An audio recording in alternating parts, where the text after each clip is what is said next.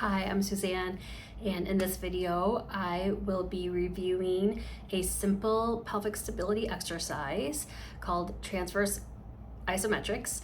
And transverse abdominals are among the deepest layer of abdominal muscles to help provide stability to your pelvis and spine.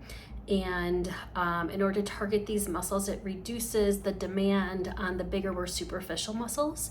So for my patients who have chronic recurrent low back pain or any kind of muscle imbalances where they have reduced support from these muscles and increased muscle tension of the bigger back muscles, this helps to rebalance that recruitment pattern between the different layers of muscles. So I'm going to use a dimmer switch analogy to help explain how to do this exercise. I'm going to start with you lying on your back. Knees are bent in a hook lying position.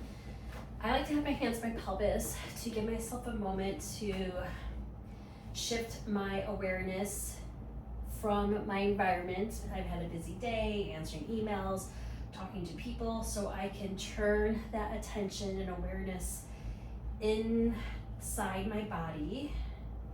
And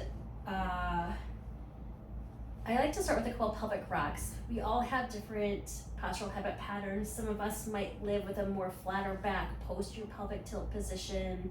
Some of us, like myself, might live with a more anterior pelvic tilt, which has more of an arched back position.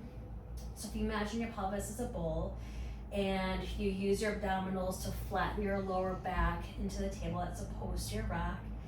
And if you lengthen your abdominals to tilt the pelvis or the bowl forward in space to pour out the soup towards your toes, that's an anterior rock.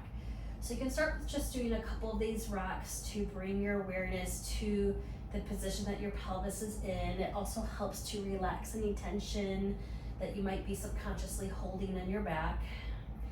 And then after about anywhere from 5 rocks or 10 rocks, you want to bring your awareness to where's the middle point where that bowl is resting level, the soup is level in the bowl. And that is also called a neutral pelvis position. Another way to feel that for yourself is if I put the heels of my hands on my hip points in the fronts of my hip bones and my fingertips low on my pubic bone, those 3 points creates a triangle, right? And so if I'm flattening my back into the table, my pubic bone is going to be higher, closer towards the ceiling. If I'm excessively arching my back so that my pubic bone is lower than my hip bones, that's an anterior tilt. So just like Goldilocks and the 3 bears, that middle point should arrange my pelvis so that those 3 points creates a triangle that's level to the ceiling. Then once I am in that neutral pelvis position, I'm going to take a couple full cleansing breaths to let any residual tension that might be lingering in my body or mind, to let that go so that I am not taking that tension into my core exercises. Because any excessive muscle tension that is not necessary only further reinforces less efficient patterns for support and stability. Once I've taken a moment to let all that tension relax, I can use a dimmer switch on a light as an example of no muscle effort or tension. That's a 0 out of 10 effort. The room is dark, the light is off. And then on one of my exhalations, I am going to imagine there is a rubber band between my 2 front hip points that's pulling those 2 points towards each other. And when that happens, you may feel the front of your lower abdominals just on the inner side of each of those hip points start to feel like it's tensioning a little bit in a way that it's sinking into the table. If your abdomen is poofing out to create that tension, you're using your more superficial rectus abdominal muscles. To ensure that you're using your transverse abdominals, the deeper layers with the internal obliques, there should be a sense of sinking and drawing into the table without anything moving. Your pelvis is not moving. And using that dimmer switch, you want it to be incremental to the point where it only goes to no more than a 3 to 4 out of 10 effort. So again, if I start at 0, no tension, no effort, and then I start to employ a 1 out of 10 effort, to 3 out of 10 effort.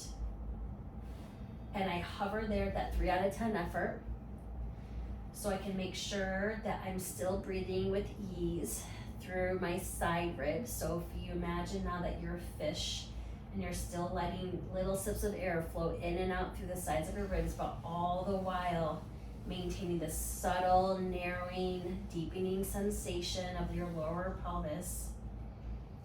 And then after about 10 seconds of maintaining that, ensuring that there's no tension in your chest or shoulders, your head can easily roll on the mat, but while I'm still breathing easy and I'm still having that activation of drawing those two hip points towards each other, I'm gonna turn the dimmer switch back down to a 3, 2, 1, 0. Let everything relax and repeat that again. And so if you do 10 seconds hold, you can repeat that 6 times for a total of 60 seconds contraction time, gradually increasing your endurance and reducing your sets. So if you move from 6 sets of 10 seconds, you can progress to 4 sets of 15 seconds, and then 3 sets of 20 seconds until you can do a full 60 seconds without any rest, and then that will ensure that you're set up for a progression into the next phase of core stability. I hope you found this video helpful. Thanks for watching.